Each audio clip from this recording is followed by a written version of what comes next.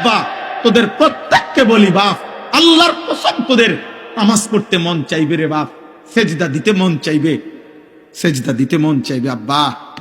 হাসরের ময়দানে হলেও সেদিন মন চাইবে খুব, যে আল্লাহ আপনি একটু সুযোগ দেন না রে মাওলা, একটা সেজদা দেই আপনারে, একটা রুকু করি মাওলা।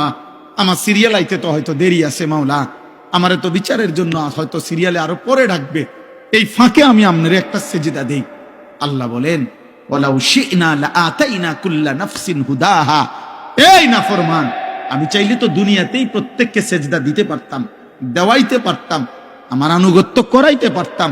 আমার জমিন, আমার আসমান, আমার সূর্য, আমার চাঁদ, আমার রাত, আমার দিন, আমার নিঃশ্বাস, আমার অক্সিজেন, আমার হার্টবিট, সবই তো আমার।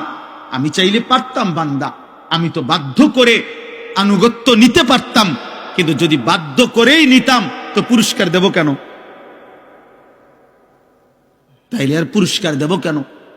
তাইলে আর জান্নাত জাহান্নামের কি দরকার? বিচার আচারের কি দরকার? আখিরাতের কি দরকার? হাসরের মাঠের কি দরকার? কারণ আমি যাকে বাধ্য করাইয়া সেজদা করাইছি, তো সেখানে তোমার কৃতিত্ব কি? আর তোমার যদি কোনো কৃতিত্ব না হয় তো পুরস্কার কি? আবার কথা বোঝেন নাই?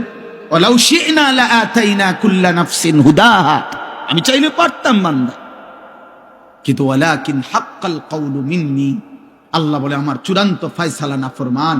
আজ এটা হাসরের মাঠ, আজ আমি মাফ করার দিন না, আজ হাসরের মাঠ বিচার করার দিন। আজ আমি বিচার করব। লা আমলাআন্না জাহান্নামা মিনাল জিন্নাতি ওয়ান নাসি আজমাইন। আল্লাহ বলবে এই বেঈমান, তোর মতো কোটি কোটি নাফরমান মানুষ এবং জিন দিয়া আমি আল্লাহ আজকে জাহান্নাম পূর্ণ করব, জাহান্নাম পুরা করব। আজ আমি মাফ করব না, আজ আমি বিচার করব।